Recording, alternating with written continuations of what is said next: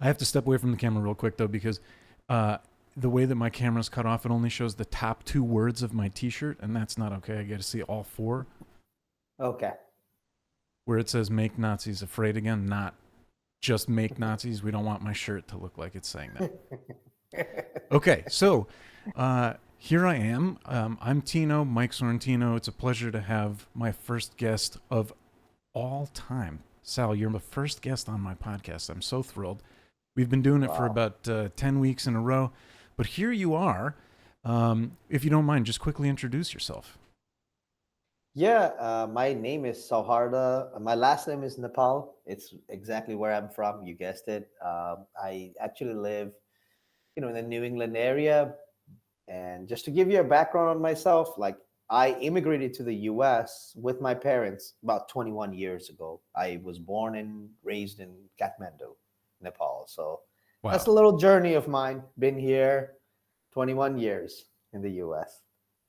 that's amazing. Also, I thoroughly appreciate the reference to Kathmandu just because I think that's one of the few cities that I think other Americans will actually be like, hey, I've heard of that before. So we can kind of warm folks up with some familiar landmarks.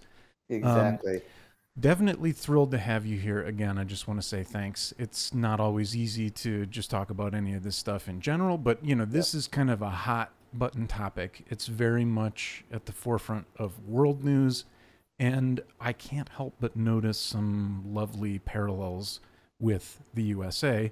Maybe not lovely, but there are some definite parallels, and hopefully there's some things that we can take away from this interview that might inspire the youth of today. And also, frankly, I just don't think enough American folks know about Nepal, understand what Nepali life is like. So I think this is a great opportunity to get some education out there and like really hear from someone authentic who's from Nepal who can really see sort of both sides of it, because now you've lived in the States for a bit, so you can kind of see how we live in this weird disconnected world way over here. And then you've also had boots on the ground, literally been in Nepal, and I assume that there's probably some travel back and forth every once in a while as well.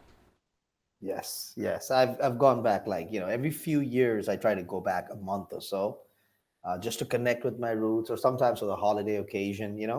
Like this time of the year there'll be like a festival called Dasai. It's kind of you can just say like it's as big as Christmas in the US, but it's five Wow, days long. So that's kind of nice. cool. And the first day is the most important day, and then those festivals they wind down in the fifth day. So yeah, it's an awesome festival. That sounds awesome. I'm a little bit jealous. I'm not gonna lie. We could use some festivus in the states right about now. Yeah. Okay, so let's jump into some of these questions here. I appreciate you kind of giving a little bit of a background, but um, in terms of now being a few years emigrated, you said you visit every once in a while. Would you say you still feel pretty connected to Nepal today? Yes, sometimes I actually do even ask myself that question, like how come I'm so connected. I think what it is because I immigrated with my parents, and when you immigrate to the U.S., you get alienated away from your culture, and your family become your friends because you're in a different country. It takes time to assimilate, and there's a lot that goes in, especially at the age of 13 when I moved. It was a huge change in my life. So I ended up becoming very Wow. close with my parents. They became like we would have a day where we would watch the movie together. My mom, my dad, and I. My sister was there for a little bit, but she ended up going to college because she came at that age where she went to high school, and a couple of years later she went to college, and she was a lot more freer. But for me, in the beginning, the social integration part was difficult. So my parents ended up becoming my friends, and they took me to different friends' homes. They would have Nepalese kids, and then I would ended up exchanging numbers with them. And then there's Somerville, Massachusetts, which is quite Nepalese as well. So you ended Interesting. up, you go to a store and speak Nepali with the guy and say, like we refer to people as brothers, uncles. We don't directly call people's name unless if we are friends with them. It's Okay. something that it is understood in the Nepali culture. So we were like, hey, uncle, what's going on? How do you have a certain item? So you always felt I love connected that. going to restaurants, Nepali restaurants. And what ended up happening is more and more and more and more Nepali people started immigrating to the US from 2004 to all the way to the time I was in Boston area up to 2021. Hmm. The population of Nepali people, it felt like it was exponentially growing. Where I was last hearing from the Nepali Association in the US that there's about 70,000 Nepalese people in Boston area. Wow. Okay, that's a Yeah. pretty significant population. Yes. That's very cool. If you don't mind, I'm going to do a little bit of a segue. Um, I want to get kind of like, I'll call it a general vibe for Nepali life. Like, if you were, let's say, today versus when you were a kid, what is sort of the like main difference for the youth if who are living in Nepal? What is basically average life like in Nepal today versus when you were a kid?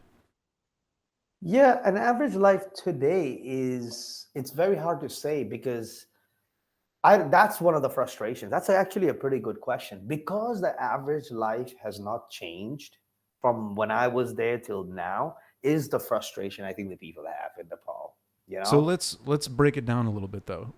Average life. I spoke broadly because I wanted to evoke some thought, but let's talk about like, is it financially difficult? Is there food scarcity? Is there what are the sort of obstacles that they deal with, or not so much?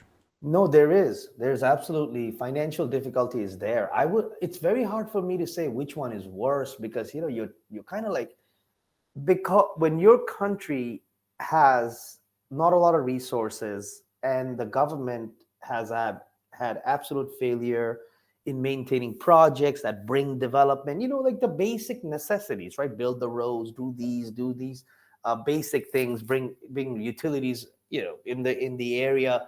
Because they've failed for so long.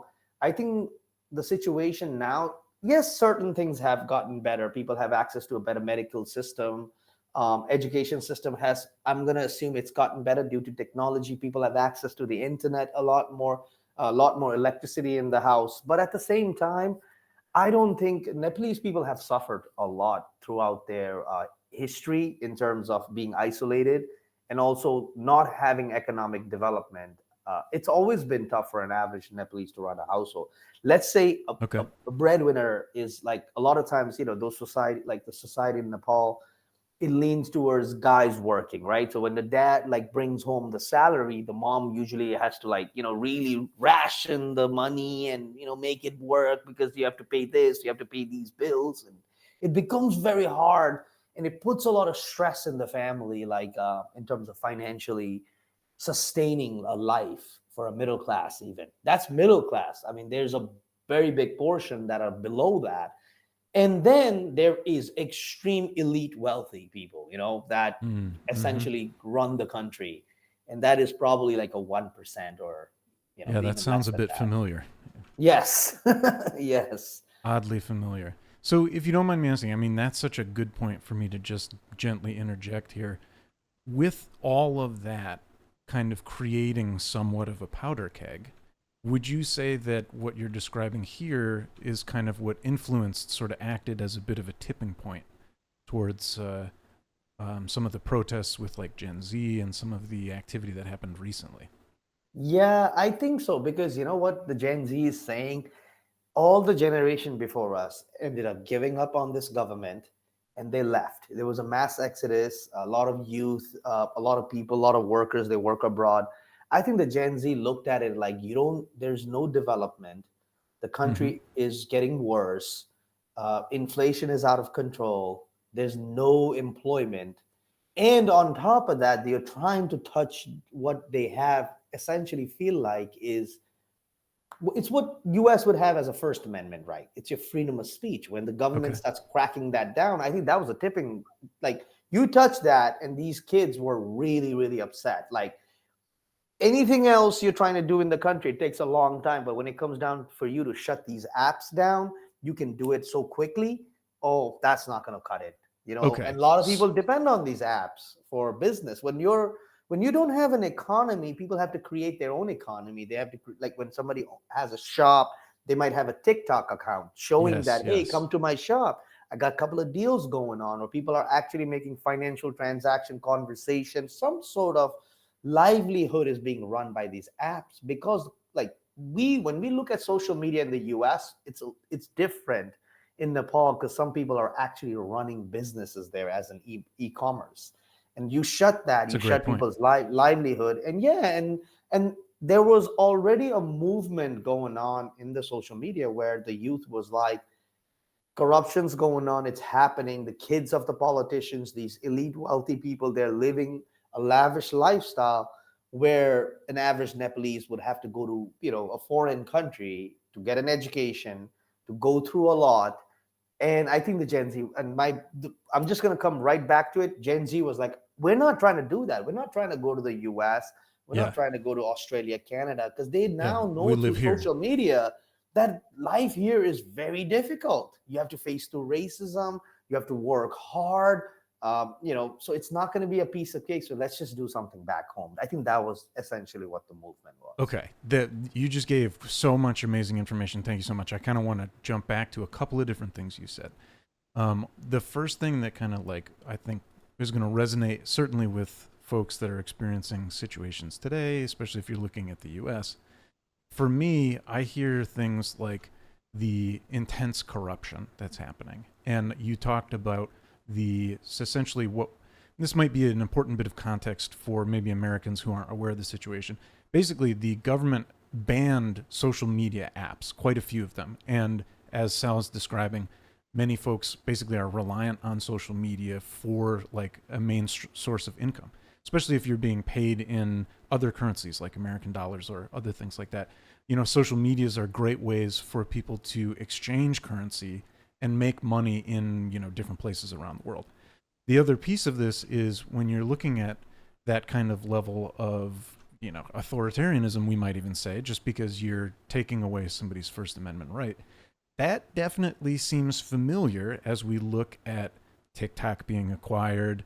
They're going to, the latest unfortunate rumor is that, oh God, Barron Trump actually is going to be basically tapped to be the lead of TikTok, which who knows what that means other than intense corruption at the maximum degree. Now, that was a big piece of what happened with Gen Z and the revolution, we'll call it. That's a bit of a strong term, but there's a big political opposition. There's a lot of unrest. And then things started to happen. So the corruption was exposed on social media, if I'm not mistaken. I think Yes. if I remember, and maybe you said a little bit of this, I had read somewhere that some of the quote unquote Nepo babies, some of the rich and wealthy elite kids were sort of revealing the Yes. crazy corruption on social media. Yes, and that was not, and you can see how that would sit unwell with somebody, right? Like, there was this, I watched this documentary, even on Nepal. It's an Indian YouTuber, Dhruv Rathi. He's a big guy in the South Asian community in terms of, he said this very nice quote. He said, when a politician's kid leave the country, they come back with a designer bag. But when a average Nepali leaves the country, they come back in a coffin.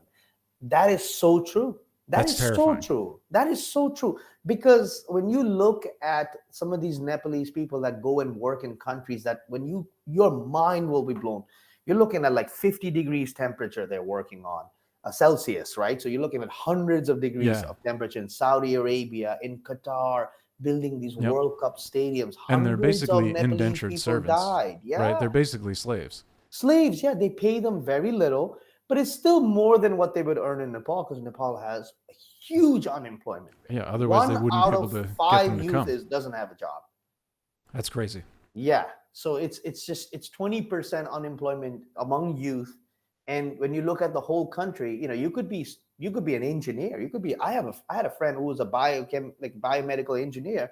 Yeah. He was earning very little, very, very, very little. And well, no matter how educated and how skillful you are, you're not gonna be able to get yourself out of the current situation.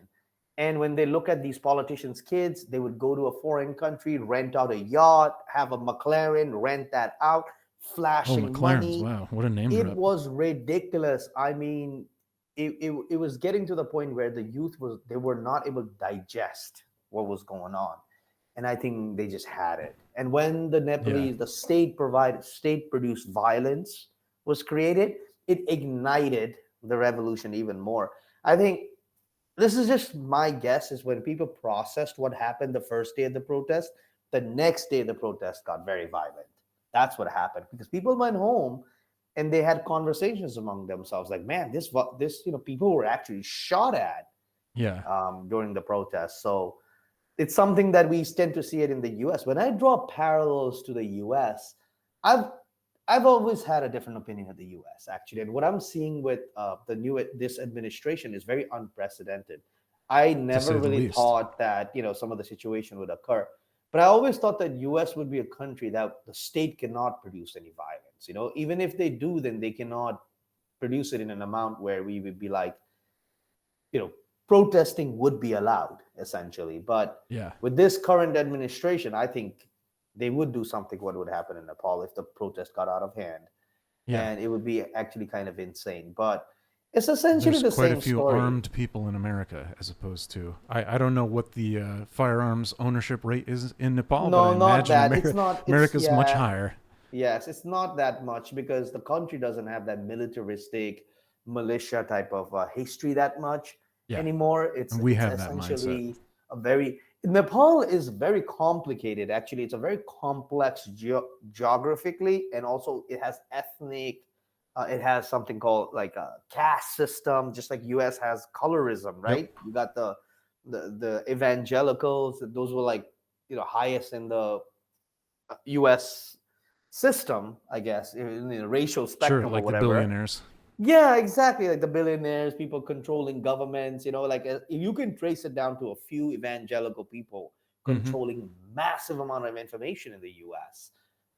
Sometimes you get, even nowadays, you don't even have to go much. Even New York Times does it. They've given up. They're actually giving good Everyone news has, now. yeah. The Yeah. mass media is disappointing us all these days. Yeah, but at least like New York Times, they were able to show something, and Nepal essentially would have a very similar story, the way people want to live across the board around the world, except a couple of countries with, you know, being different.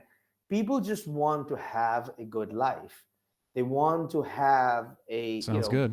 yeah, basic needs taken care of. But what these governments do is, when a project comes in Nepal's case, the corruption was so high that when a project would come in, instead of, you know, how we have an implementation plan and then we allocate budget and you end up doing the work, that Hmm. would not end up happening. The Yeah. pocketing money would be a much bigger factor, and No then a financial few, transparency. yeah, Yeah. and then few money, like a little bit of money that was left over, would be allocated towards doing the project, which Hmm. ended up slowing down the development. In Yeah. the US, though, Well, US has a coincidentally, different type of issue. Yeah, US Trump's has, biggest thing, yes, Trump's favorite thing to do is to use construction projects to move money yes, around. So when you and bring that up, that's another kind of scary thing for us to be paying attention to. But please exactly. And continue. in America, we have to really understand that the government's job is to protect people that have a lot from people that don't have a lot. If you know what I Yeah, mean, in terms of it is a bit asset scary. ownership, it's Yep. actually to bring a balance, because that's what Nepalese government ended up failing to do. When the government stops running the Well said. country, it'll be there's going to be a birth of, like, essentially we also have a three branch government parliamentary system, so you can break it down just like the US. So I'll just use an analogy, three men. What you have is, if these three branches don't work together, a fourth branch arises. A lot of times these fourth Oh, the branches end up fourth owning media branch. houses, companies, corporation. From your utensils to your onion on your plate is owned by these corporations.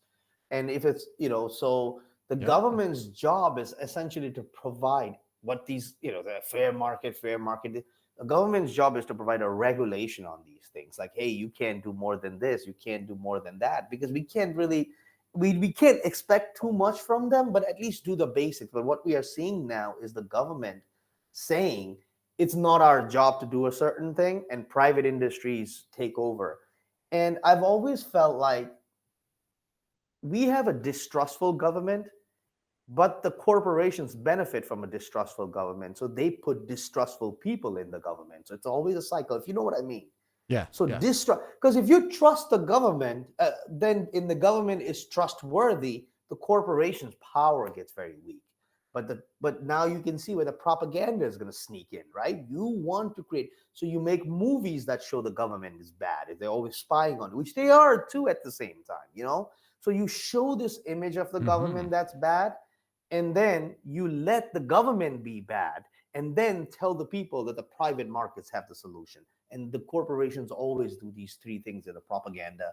In Nepal, the propaganda would be a stick, right? Of physical. Here, I mean, in Nepal, you can silence people by the stick, but Yeah. in the US, you would use a prop. That stick is a propaganda, I meant to say. Okay. Very well said. So there's a lot going on there. I'm going to just kind of unpack a few things that you said because that's you got a lot going on. The there's a lot that's also very reminiscent of what's happening in the States, and I agree. So right now the biggest thing that stands out to me is that we do have this sort of similar three branches of government. They are basically not working with each other, or in some cases they're being weaponized against each other in certain ways. And also, kind of a parallel with the US, we have a lot of corrupt sort of yes men, basically folks who just totally bend the knee. And that leads to consistently making policy that benefits the wealthiest and the most powerful and keeps kind of the, the poorest and those with the least or the lowest amount of means and resources, keeps them down. And again, that's very, very similar to what we're seeing today, where basically you have this billionaire class, these guys who are tipping up toward, they're almost trillion, some of them are almost trillionaires. So this is insane. Like, that's more money than countries put out in a year. And we're looking at a situation where the wealth gap is going to continue to grow. And Americans, unfortunately, we tend to be pretty comfortable because, in large part, many of us are lucky enough that it's not hitting us directly yet. We're getting close. Some of us are finally starting to feel it. So, for example, and with Congress being shut down, there's going to be potentially huge insurance premiums for lots of folks, especially people who are on the ACA market, which is kind of like the open marketplace if you don't have a company sponsored health plan. And that means that, like, folks in Alaska could suddenly just have to pay 3 times their insurance premiums. And that's a state that voted incredibly red, very much in favor of Trump. And he's obviously saying thank you. Now, the other thing that jumps out at me, too, is that we do have a tremendous amount of propaganda going on in the States, and no one's surprised that it's essentially owned by the billionaire class. You've got Rupert Murdoch basically controlling Fox News.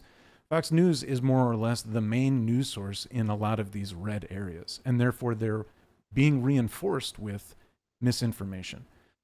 Now, I am cautiously optimistic that the U.S. is starting to tiptoe towards a bit of a turning point internally. I don't know that we will really see the full sort of like protest into violence tier that we saw with Nepal, but there's been some really entertaining protests in Chicago recently. I don't know if you saw the guys in like the frog suits and the other stuff. That was hilarious. That gives me hope because I love the idea of non-violently being able to solve the problem. But I'm also realistic about this. And we're now moving towards that point where, like, people have to decide between life and death when it comes to, do I eat or do I pay for this extreme insurance premium to cover my, who knows, dialysis or something worse. So you're really putting people into these situations where they're angry, they don't have a lot of places to turn, and the government certainly doesn't look good. But at least in the States, I've noticed that we are starting to vote like our life depends on it. So that's a step in the right direction, right? We've got that amazing person in Arizona who hopefully Mike Johnson will swear in eventually. But that also might trigger the Epstein files coming down the pipe, and there's a lot of good stuff that could come out of that. And I think if the Epstein files ever do finally come out, you'd see a lot of Americans go, no pedo protection over here. That's where we draw the line. I don't know why they haven't drawn that line yet. I drew that line back in the 90s when he was criminally found, he was convicted of it. Anyway, let's stay on topic. Thank you for joining me on that short rant there. One of the things that kind of struck me about the protests in Nepal was that they're kind of being described as leaderless or sort of decentralized. Would you agree with that sort of overall opinion? Yes, in some ways it is. I mean, now that the new transition, there is an interim government obviously in place now in terms of the prime minister. She's Elected by Discord. right? Discord. Yeah, that's amazing, right? Like Woo! all these, but there isn't a passing of the torch, or we feel great about this candidate. But I think a lot of Nepalese people do feel hope Yeah. when some kind of revolution like this comes. People do feel hope, but you can say the protest was some sort of leaderless, but at the same time, it was more unified than with a leader. Hmm. Because to be able to do what they did, you have to be unified.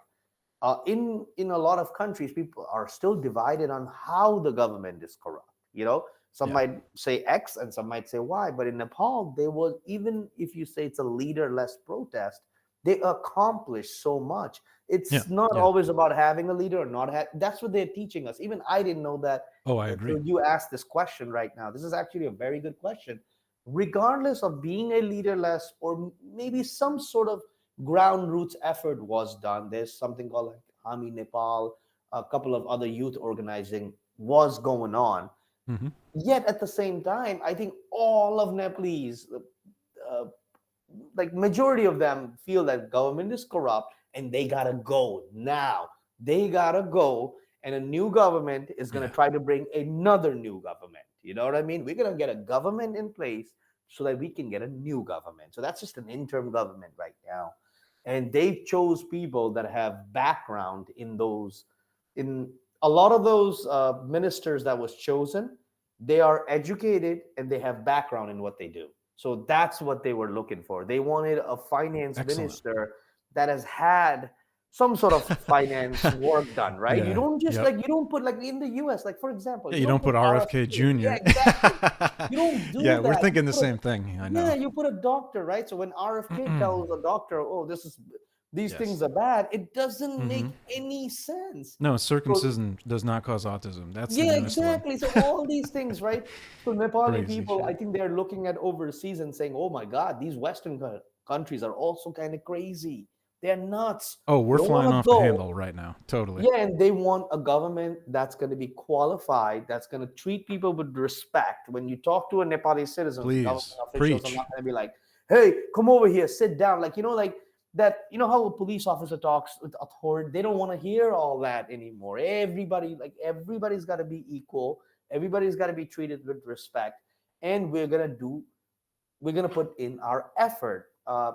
Just recently, there was a flooding going on in Nepal, and this is from my personal perspective. The Okay. government ended up making an announcement that travel is not recommended, and they ended up putting flash flood warning signs out there.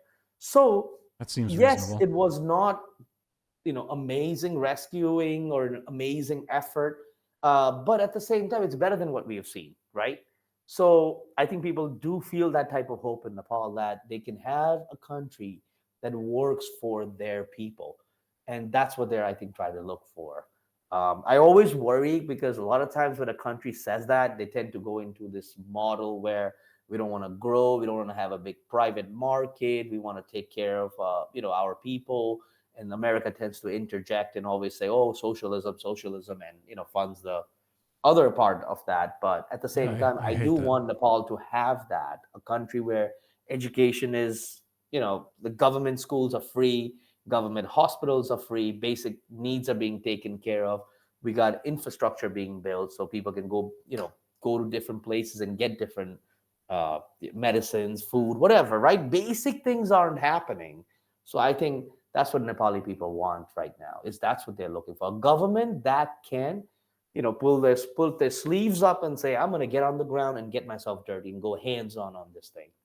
Yeah, a government for the people, by the people. Yes, One would hope for, and which we talk we about have in the that history. Constitution. Yeah. Yes, and we have that in our history as well. Yeah. Like Nepal is not, they're not really caught in the ism thing, like communism, capitalism, socialism, democratic. Yes, So we love it's our not. isms. It's a government that works for the people, by the people. There's no such thing as you can only one system works or one system doesn't work or this works. That you can go a lot of hybrid ways and try to make a country that works for people. And I not when that was like being discussed in the country, I was really hopeful. I know there's a lot of economic struggle ahead of an average Nepalese person, because building the country takes a while.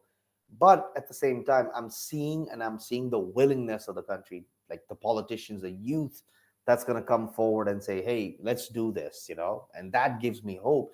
Because when people in the community get educated on how the system works and what's Hmm. going on, and what is this and what is that, and what does my ballot do, and what does these votings do, and can we have these questions on a ballot, when you give the power to the people, the government starts working for them. Where it hurts is the big corporations that have lobbying, the importers of the countries. These people, they're going to fight back. But I think Nepali youth, they're accepting this challenge with open arms, and I'm loving it, honestly. Great. They are so patriotic that they're willing to die for the cause, die for their country.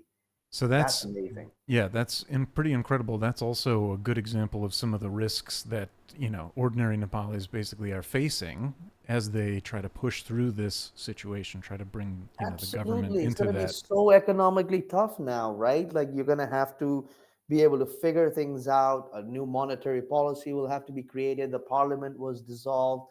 There is still a lot of constructions that was corrupt projects. They've just left it, and they have to Yeah. get it done. But I think this focus is small, like micro, micro, micro, and you end up getting a Yeah, big incremental. Do sample it size. step by step. Exactly. Yeah.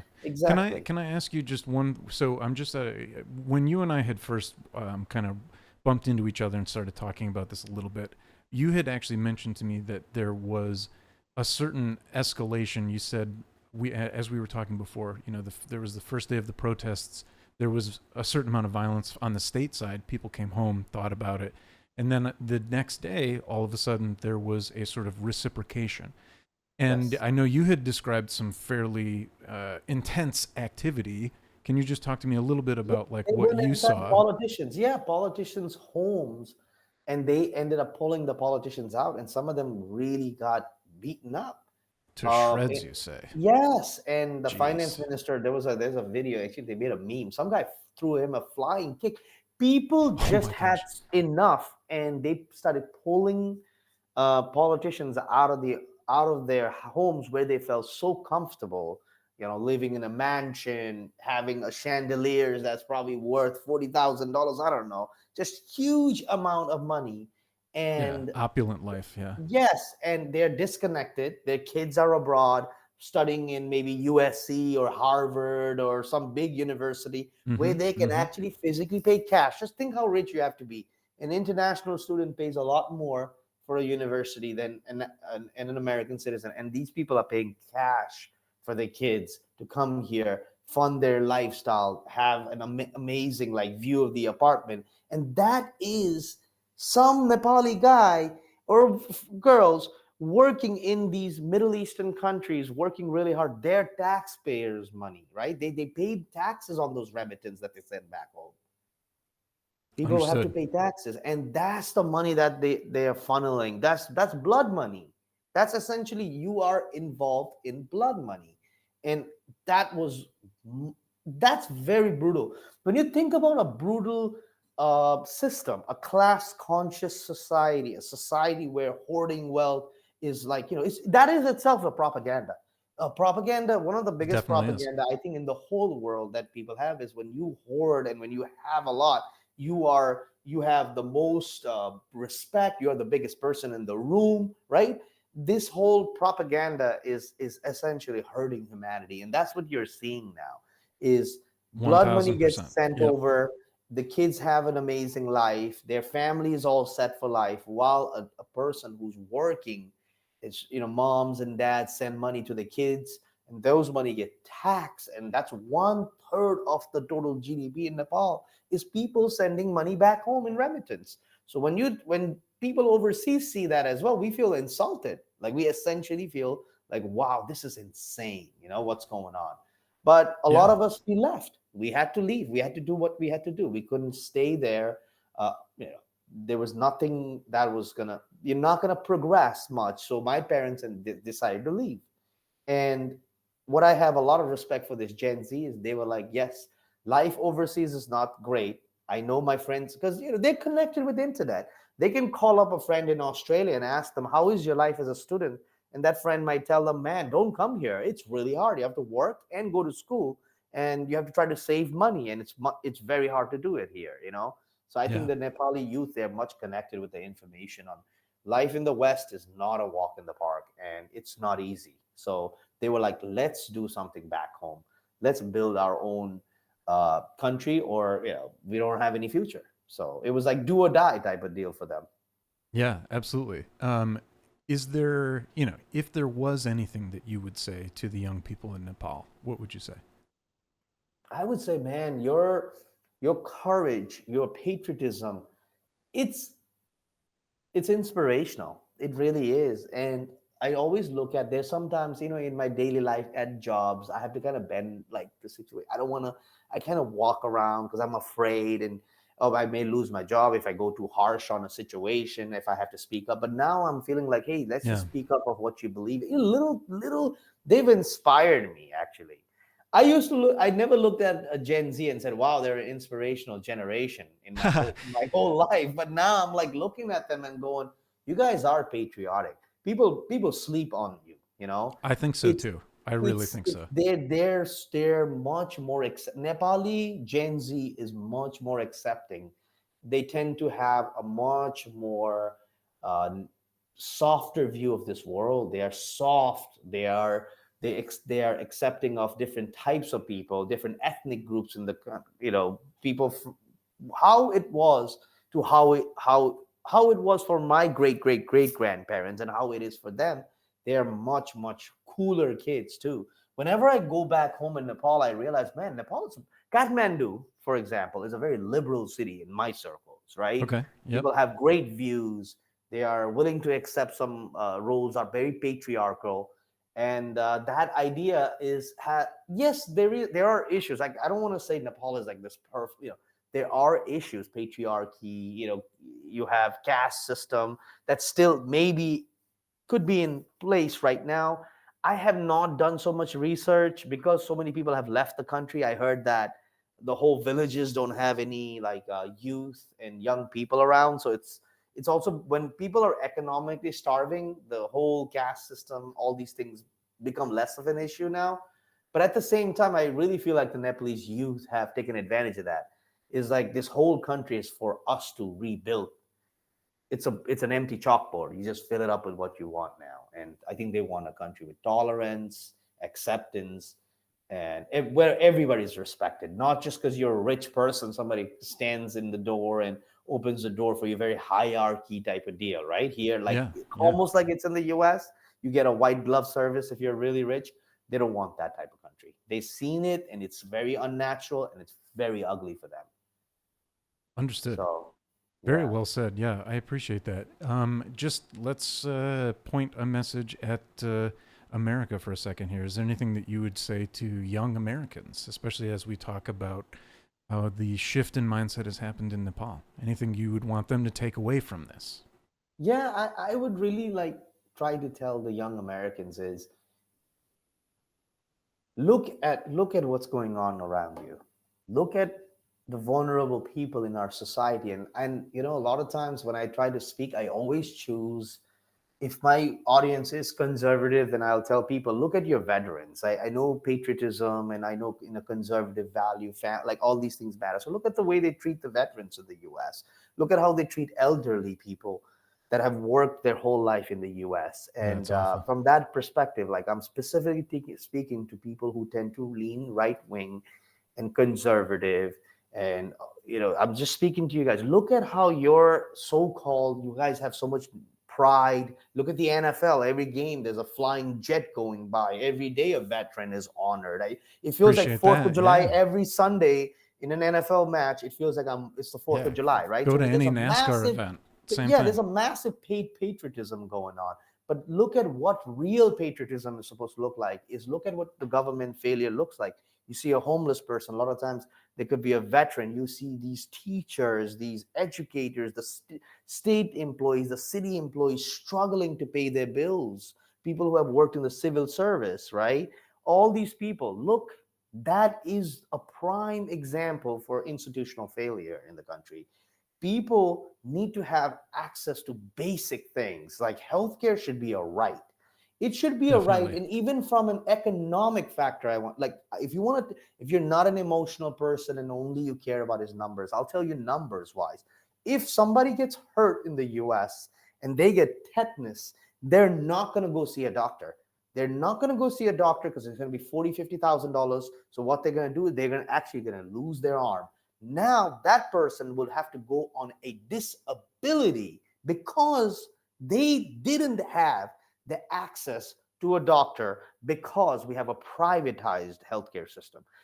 Yeah, Even from that an fourth economic arm. standpoint, you think about it, it's a terrible free market idea. Every American needs to be able to have access to healthcare. That's going to save their lives.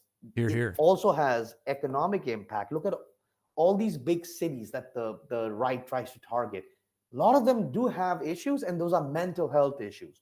We Hmm. don't have enough resources for people to go and be able to diagnose somebody and be like, this is the solution. We don't even have those analytics. All these social services need to kick in because it may not, and I like what you said earlier, it's not just Americans are comfortable. A lot of people when I meet and I've traveled, people tend to be comfortable. People That's fair. like pattern. It's Absolutely. only time we get uncomfortable is when it personally impacts us. It's already personally impacting us because it's now in our consciousness. We're already seeing these things. Yeah. So that's what I would tell American youth right now is unify for a cause that some things shouldn't. Right now we live in a too much of a partisan world, but some things should not even be a partisan issue, like healthcare, people's access to like Agreed. colleges that should be free, because it would actually have a better economic output. It's I actually agree pretty simple. completely. It's And very you're starting to simple. sound like Bernie Sanders, my friend. Yeah, it's very simple. Bernie Sanders, what he says, and and what a lot of it's just common sense actually. Whatever Bernie Sanders says, and even as 100%. far Yeah. as He's not lying to you. yeah, and American youth eventually is going to go into politics. Those people are going to die. Father Time doesn't give a shit about anybody. I don't know if I could swear on No, he this. does not. Yeah, let it You rip. know, so it's like they're going to, and I also want American youth to be into American foreign policies and how they have impacted and how we have been conditioned to see a certain type of people. When you think of Middle Eastern people, we think of them as savages, people who are uncultured, all these propaganda that gets fed into your brain. Why? Who's behind it? What's the source to this? I do want American youth to be curious. As important domestic policies are, America is extremely dictated by its foreign policies. That's where a lot of money gets wasted, overthrowing another country's government or giving them weapons to overthrow other forms of government in those regions. Money just gets burned. A long time ago, Carl Sagan, I was watching some sort of like social media at that time, maybe YouTube shorts, and he Yeah, I was love saying, Carl. Carl Sagan said this so beautifully. During Cold War, America wasted so much money on their foreign policy, overthrowing governments and this and that, that if they had reinvested it into the country, we would be like a planetarium system right now, maybe. The Yeah, NASA would be so I know. advanced, our science would be so advanced. We would not be talking about gender and all these culture war stuff that it's Yep. private to We're stuck in people. the hate, Yeah, unfortunately. well, this is what they want. This is what it is, and I'll This give is you what they want. and I'll give you I'll give you an audience something to go and research. The fascism is it's on an episode. You first step, the dictator comes into power by the people, gets an actually elected. Then they start firing people. Then the Supreme Court becomes their loyal dogs. Essentially, he has them on a leash. He tells them to sit. They sit. Like essentially, that happens. There's a country that's very parallel to the United States. It's India, actually. In Okay. India, what happened is there's a majority power right now called the BJP. They are the Republican Party. If these two people, India and US, would be a perfect couple right now if they were on like Tinder or something like that. Oh I don't my. know.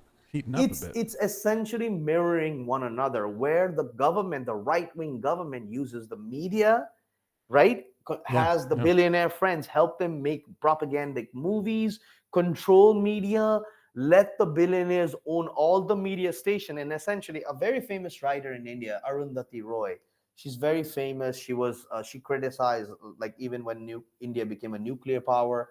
There's a lot of things that she has criticized India's brutal crackdown on protest, bringing military down there. So it's all these things. And one thing that she said was like, it's essentially what is happening is that over there, the people in January 6th, the guy with the horns, he's just imagine that those people are actually running the country. That's what's happening. Oh. And US is not that far away from that. Those crazy people with the horns on January 6th are going to become Congress people and going to be and are going to run the country. That has already happened, and that's happening, across the world. And crackdown on media, not liking this, not liking that, having they have an industry there, movie industry called Bollywood, and having those actors making movies that are favoring the country and telling the majority in the country that they're being threatened by the minority, so they got to take care of the minority. And very familiar stories, right? These are like very the fascist familiar playbook. Yes, it's a fascist playbook. So